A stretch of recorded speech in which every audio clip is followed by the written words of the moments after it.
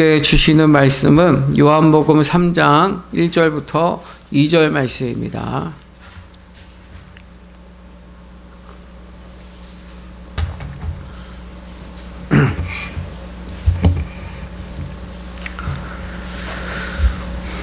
자, 요한복음 3장 1절부터 2절 말씀입니다.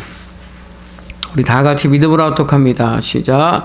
그런데 바리새인 중에 니고데모라 하는 사람이 있으니 유대인의 지도자라. 그가 밤에 예수께 와서 이르되 라삐여, 우리가 당신은 하나님께로부터 오신 선생인 줄 아나이다. 하나님이 함께 하시지 아니하시면 당신이 행하시는 이 표적을 아무도 할 수 없음이니이다. 아멘. 여기까지입니다. 자, 한번 따라하겠습니다. 남은 인생 어떻게 살아야 할까? 여러분, 12월 마지막 주일입니다. 이제 내 다음 주가 되면은 2025년을 맞이하게 됩니다. 12월 특별히 2024년 한 해 동안 지켜주신 우리 하나님께 영광의 박수 올려드리겠습니다. 하나님 감사합니다. 2024년에는 개인적으로 또 교회적으로 정말 많은 일들이 있었습니다.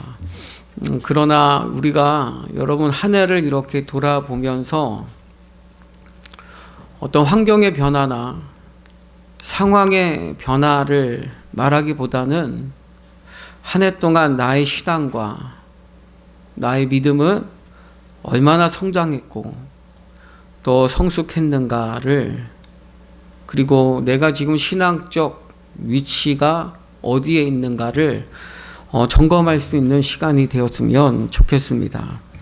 이건 저의 생각이 아니라요. 지난 금요일 새벽에 마태복음 강의가 끝났는데 화요일 새벽에 아리마대 요셉이 나는 그래야 할 것 같은 믿음으로 예수님의 장례를 준비하는 말씀을 준비하면서 아리마대 요셉이 아닌 니고데모를 보게 하셔서 오늘 이 말씀을 여러분에게 전하는 겁니다. 성경에 보면 니고데모라는 인물이 요한복음에 3번 나와요. 3장이 나오고요, 7장이 나오고 19장인데요. 갈수록 변화됩니다. 여러분, 시간이 흘러가면서 변질되는 사람이 있는가 하면 변화되는 사람이 있어요. 니고데모는 변질되는 것이 아니라 변화되는 아주 좋은 모델입니다. 우리 모두는 3장과 7장과 19장 그 어딘가에 지금 우리의 신앙적 위치가 있을 거예요. 오늘 예배를 통해서 하나님께서 나에게 말씀하시는 것이, 그리고 나의 신앙적 위치가 어디인지, 그리고 내가 신앙적으로 성장하고 성숙해야 되는 부분이 어딘지를 좀 알면 좋겠습니다. 말씀에는 3가지가 있죠. 첫 번째는 로고스예요. 기록된 성경을 로고스라고 하고요. 둘째는 캐리그마입니다. 선포된 말씀이에요. 설교는 캐리그마라고 할 수 있어요. 그리고 셋째는 레마입니다. 나에게 주시는 말씀이요. 나에게 주시는 말씀. 자, 데살로니가전서 2장 13절입니다. 자, 믿음으로 시작.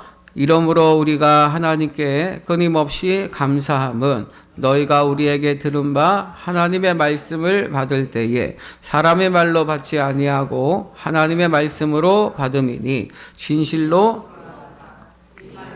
또한 너희 믿는 자 가운데서 역사하느니라. 아멘. 데살로니가 교회가 바울이 전한 설교를요, 사람의 말로 받지 아니하고 하나님의 말씀으로 받았다라는 거예요. 여러분, 말씀이 선포되어질 때 여러분 설교를 듣는 태도는 매우 중요합니다. 사실 바울 사도가 데살로니가 교회에서 설교한 것은요 3주밖에 되지 않아요. 사도행전 17장 1절로 2절입니다. 자, 믿음으로 시작. 그들이 암미볼리와 아볼로니아로 다녀가 데살로니가에 이르니 거기 유대인의 회당이 있는지라. 바울이 자기의 관례대로 그들에게로 들어가서 새 안식일에 성경을 가지고 강론하며. 아멘. 새 안식일이니까 3주 동안 3번 설교한 거예요.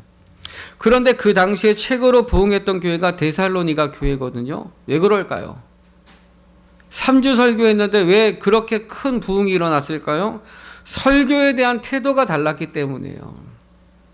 오늘 말씀을 여러분이 사람의 말로 듣지 아니하고 하나님의 말씀으로 듣는다면 말씀처럼 여러분의 인생에 역사하시는 레마의 말씀이 될 줄로 믿습니다. 여러분, 이름이라는 건 통상적으로 부모님이 지어주시는데, 부모가 자녀에게 이름을 지을 때는 부모의 기대가 담겨 있잖아요. 제가 예수전도단 DTS에 들어가서 이렇게 훈련 받을 때에 그때 우리 사모가 임신을 하고 있었어요. 그리고 기간 중에 첫 아이를 낳게 됐는데, 그때 아이를 임신하고 있으니까 이제 아이의 이름을 놓고 이제 하나님 앞에 간절히 기도했죠. 하나님, 이 아이 이름을 어떻게 하면 좋겠습니까? 근데 제가 기도 중에 환상으로 예수님께서 빨간 리본으로 묶인 선물 상자를 저에게 이렇게 안겨주셨어요. 빨간 리본을 보면서 딸이구나 라는 것을, 설마 아들인데 빨간 리본 안 주셨겠죠? 파란 리본 주셨겠죠? 빨간 리본을 보는데 딸이라는 것을 알았어요. 그래서 이름을 뭘로 할까? 그래서 빨간 리본이 달린 선물을 저에게 안겨주셔서 이름을 예수님의 선물, 그래서 예선이라고 지었습니다. 둘째 이름을 지을 때 예수님의 선물은 선물인데 우리가 계획하고 나왔기 때문에 예수님이 준비한 선물, 그래서 예준이라고 지었어요. 셋째는 예상하지 못하고 뜻밖의 주신 선물이기 때문에 예수님이 아닌 성령님이 준비한 선물이라고 해서 성준이라고 지었습니다. 그런데 정말 우리 아이들은 목회자인 우리 가정에 정말 선물과 같이 정말 목회를 잘 도와주는 아이들로 잘 자라주고 있어요. 공부는 제가 못했기 때문에 기대하지 않고요. 우리 아이들이 인격적으로 잘 자라기를 바라는데 인격적으로 잘 자라주는 거에 대해서 되게 고맙게 생각하고 있어요. 자, 그럼 니고데모라는 이름의 뜻은요, 뭐냐면 니코스와 데모스의 합성어예요. 니코스는 지도자라는 뜻이고요. 데모스는 백성이라는 뜻이 있어요. 그래서 합하면 백성의 지도자라는 뜻이 니고데모라는 이름의 뜻입니다. 니고데모의 부모는 백성의 지도자가 되라라는 그 바람을 담아서 이 니고데모라는 이름을 지어준 거예요. 그런데 니고데모는 이름대로 지도자가 되죠. 자, 요한복음 3장 1절 말씀입니다. 자, 믿음으로 시작.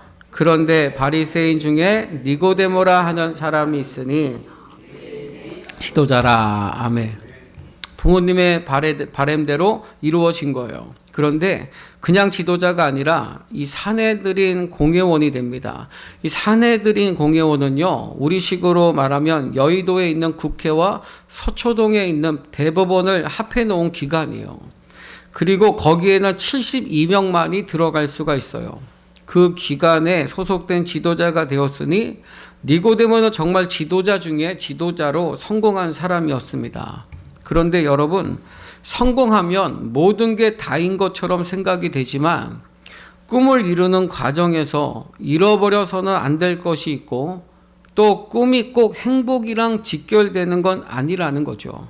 왜냐하면 이 파스칼의 말처럼 모든 사람의 마음속에는 어떤 것으로도 채워질 수 없는 하나님이 만드신 공간이 있는데 그것은 오직 창조주 하나님으로만이 채워줄 수 있다라고 말했거든요.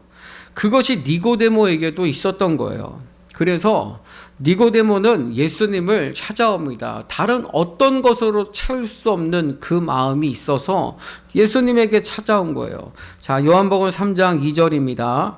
자, 믿음으로 시작. 그가 밤에 예수께 와서 이르되 라삐여, 우리가 당신은 하나님께로부터 오신 선생인 줄 아나이다.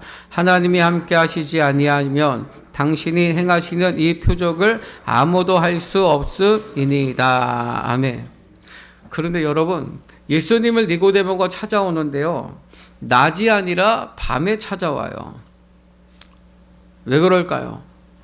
사회적으로 많은 성취를 이룬 사람이 나사렛 예수를 만난다라는 것은 비난받을 수도 있고 공격받을 수도 있기 때문에 어둠 속에 자신의 모습을 은폐하며 나온 겁니다.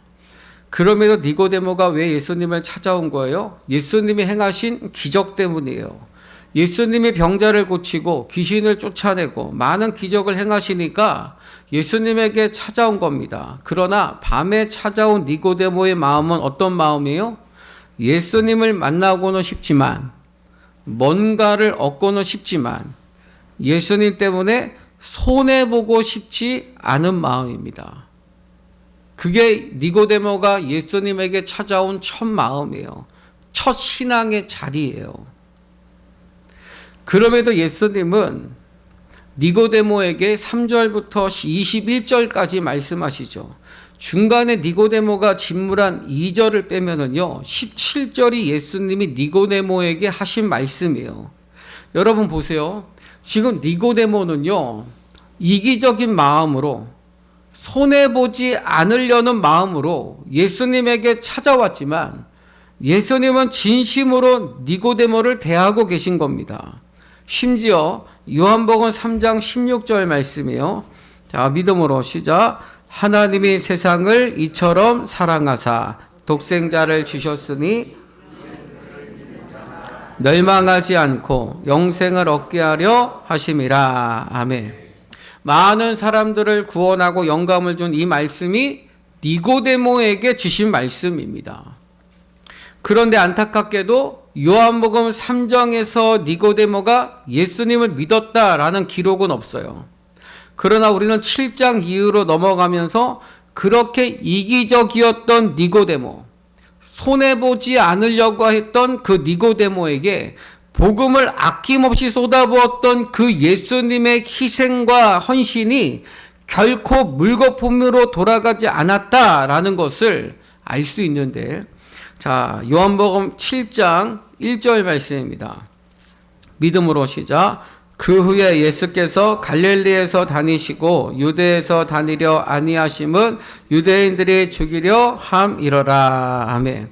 자, 유대인들이 지금 예수님을 죽이려고 하는 아주 살벌한 분위기입니다. 그런데 이 살벌한 분위기 속에서 니고데모가 등장을 해요. 자, 요한복음 7장 50절부터 51절입니다. 믿음으로 시작. 그 중에 한 사람 곧 전에 예수께 왔던 니고데모가 그들에게 말하되 우리 율법은 사람의 말을 듣고 그 행한 것을 알기 전에 심판하느냐. 아멘. 한마디로 예수님을 잡아 죽이려고 하는 사람들에게 예수에 대해서 제대로 따져보지도 않고 무조건 잡아 죽이려고 하는 건 부당하다고 예수님 편에 서서 예수님을 변호하는 니고데모를 볼 수 있어요. 3장의 니고데모는 어떤 니고데모였어요? 이기적인 니고데모였어요? 손해보지 않으려고 하는 니고데모였어요. 자신이 더 중요한 니고데모였어요. 자신의 것을 잃어버리지 않으려고 했던, 자신의 생각이 중요하고 자기 스케줄이 중요하고 자기 마음이 중요하고 자기 계획이 중요하고 오직 내가 제일 중요한 사람이 니고데모였어요. 근데 7장에서 니고데모는 어때요?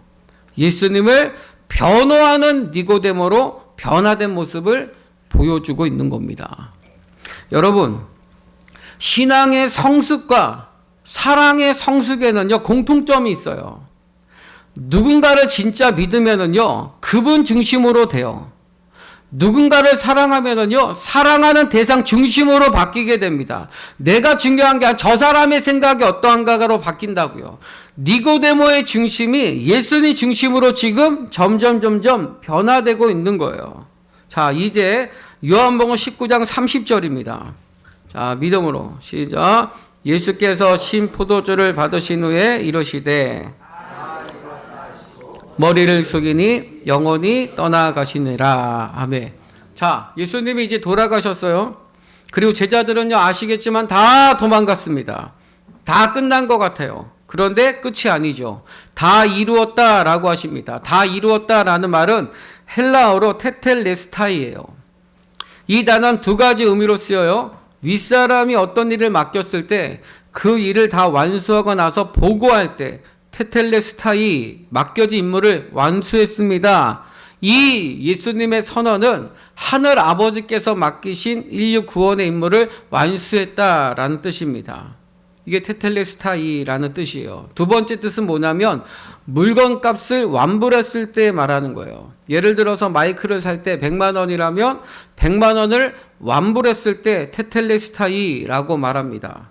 그러나 완불하지 못하면 이 말을 할 수가 없는 거죠. 그러니까 예수님이 외치신 다 이루었다라는 말씀은 우리의 죄값을 완전히 지불했다라는 뜻입니다. 여러분, 인간은 자기 공로로 구원받을 수 없어요. 믿으시면 아멘. 여러분, 한국 불교에서 가장 존경받는 스님이 성철 스님이죠. 이분은 정말 수행을 깊이 했던 분이에요. 영을 맑게 하기 위해서 20년 동안 생식만 드셨고요. 10년 동안은 앉아서 주무셨어요. 한자로 장좌불화라고 하는데 10년 동안 한 번도 눕지 않고 주무셨다는 거예요. 지금 이 자리에 장좌불화의 상태에 들어가신 분이 혹시 계십니까? 이분이 눕지 않고 주무셨다는 거예요. 근데 돌아가실 때 어떤 고백을 했냐면 유언인데요. 내 인생을 잘못 선택했다. 나는 지옥에 간다.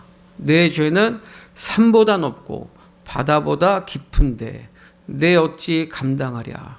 내가 80년 동안 포기한 것은 헛것이로다. 우리는 구원이 없다.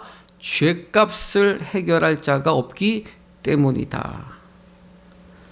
딸 피리와 54년을 단절하고 살았는데 죽을 임종시에 찾게 되었다. 피리야, 내가 잘못했다.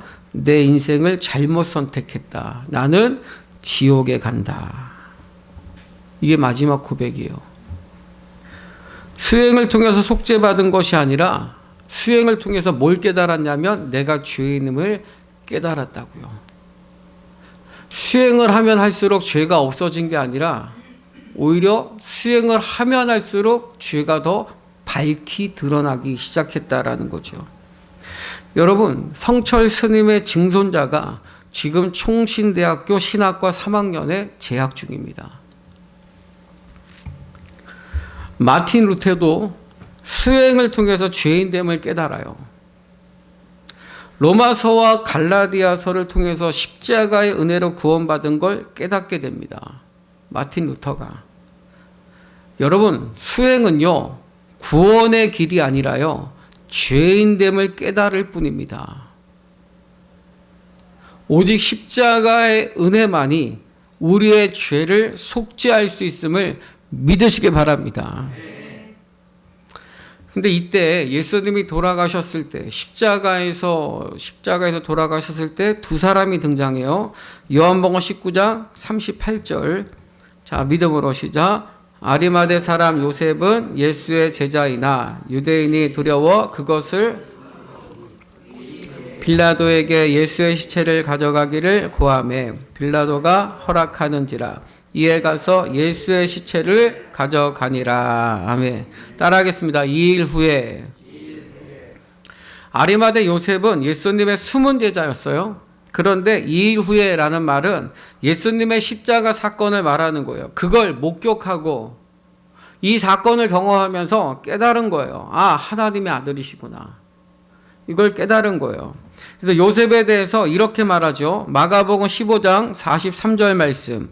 믿음으로 시작. 아리마대 사람 요셉이 와서 당돌이 베들라도에게 들어가 예수의 시체를 달라 하니 이 사람은 존경받는 공회원이요 하나님의 나라를 기다리는 자라. 아멘. 요셉은 하나님의 나라를 기다리는 자라고 합니다. 요셉은 예수님의 십자가 사건을 통해서 깨달은 거예요. 맞다. 저분이 메시아구나. 그 깨달음과 확신이 오니까, 저분이 나의 구원자라는 확신이 오니까 그는 더 이상 숨을 필요가 없어진 거죠. 하나님 나라를 기다렸다는데 메시아가 오셨으니 더 이상 무서울 것도 없고 두려울 것도 없이 당돌하게 시체를 달라 요구하고 자신에서 예수님의 장례 위원장으로서 나서게 된 겁니다. 여러분, 우리가 십자가의 은혜를 진짜 깨닫게 되면은요, 우리의 신앙의 태도와 자세는 달라질 수밖에 없고 바뀔 수밖에 없음을 믿으시기 바랍니다. 자, 이제 다시 니고데모로 시선을 돌리면 이 장례식에 니고데모가 함께 동참을 하게 돼요. 자, 요한복음 19장 39절입니다. 자, 믿음으로 시작. 일찍이 예수께 밤에 찾아왔던 니고데모도 모략과 자, 100리트라쯤 가지고 온지라. 일찍 예수께 밤에 찾아왔던 니고데모, 이기적이었던 니고데모, 자기가 중요했던 니고데모, 손해보고 싶지 않았던 니고데모, 내가 제일 중요했던 니고데모, 내 생각이 중요하고 내 계획이 중요하고 내가 원하는 게 중요했던, 내 것이 가장 소중했던 니고데모, 그렇게 이기적이었던 니고데모가 이제는 당당히 예수님의 장례를 위하여 향품들을 가지고 옵니다. 그런데 그 양이 100리트라예요. 100리트라라는 말은 32.7kg이 100리트라예요. 굉장히 많은 향품을 가지고 온 거예요. 왜요? 메시아를 만났으니까요. 십자가의 은혜가 나를 살린다라는 것을 알게 되었으니까 아까울 게 없는 거예요. 여러분, 요한복음 19장의 니고데모는 어떤 사람입니까? 3장에서는 아주 이기적이었던 사람, 손해보지 않으려고 했던 사람, 자기가 제일 중요했던 사람, 내 기준이 중요하고 내 감정이 중요했던 그 사람, 뭔가는 얻고도 싶지만, 뭔가는 깨닫고도 싶지만 손해는 보지 않으려고 했던 그 사람. 근데 7장은 그 마음의 중심이 예수님께로 조금씩 변화되어 변호하는 사람이었지만 19장에서는 예수님을 위해서 목숨과 자신의 사회적 지위를 걸고 헌신하는 사람이었다라는 거죠. 왜냐하면 이 일 후에가 중요한 거예요. 이 일 후에 그 십자가의 사건이 니고데모를 변화시킨 거죠. 그 십자가의 사건이 요셉을 변화시켰던 것처럼 그 십자가의 사건이 니고데모를 완전히 변화시킨 거예요. 그 십자가의 은혜를 깨닫고 나니까, 그분이 메시아라는 것을 깨닫고 나니까, 그분이 나의 구원자라는 것을 깨닫고 나니까 사회적으로 많은 것을 가졌고 세상에서 많은 것을 누렸고 세상에서 많은 것을 소유했고 세상적으로 모든 사람을 부러워할 성공을 이루었지만 하나님이 아니면 채워질 수 없었던 그 마음이 그 예수 그리스도의 십자가 사건으로 그 마음이 채워지니까 이제는 헌신하는 사람으로 변화되었다라는 거죠. 사랑하는 여러분, 오늘 말씀을 들으면서 여러분은 어떤 생각이 드십니까? 어떤 마음이 드시고 여러분은 어떤 위치에 있다고 생각하십니까? 2024년 한 해 그냥 아무 탈 없이 그냥 하는 일 잘 되면서 왔다, 그것도 은혜지만 중요한 건 나는 그만큼 나의 신앙은 어떤 변화와 어떤 성장과 어떤 성숙을 이루었냐라는 거죠. 여전히 3장에 머물러 있는가? 아니면 이제는 조금은 그 은혜를 아는 7장에 머물러 있는가? 아니면 이제는 주님을 위해서라면, 주님이 원하신다면, 그것이 주님의 뜻이라면 나의 모든 것을 걸고서라도 그 주님을 위해 살 수 있는 19장의 니고데모인가? 오늘 2024년 마지막 주일날 여러분에게 주시는 이 말씀, 사람의 말로 듣지 아니하고 하나님의 말씀으로 들으셔서 여러분의 인생이 얼마 남은지는 모르겠지만, 얼마나 남았는지 우린 다 모르지만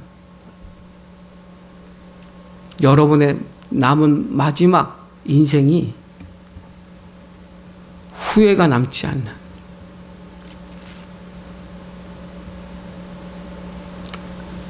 인생 되시기를 주님의 이름으로 축원합니다. 기도하겠습니다.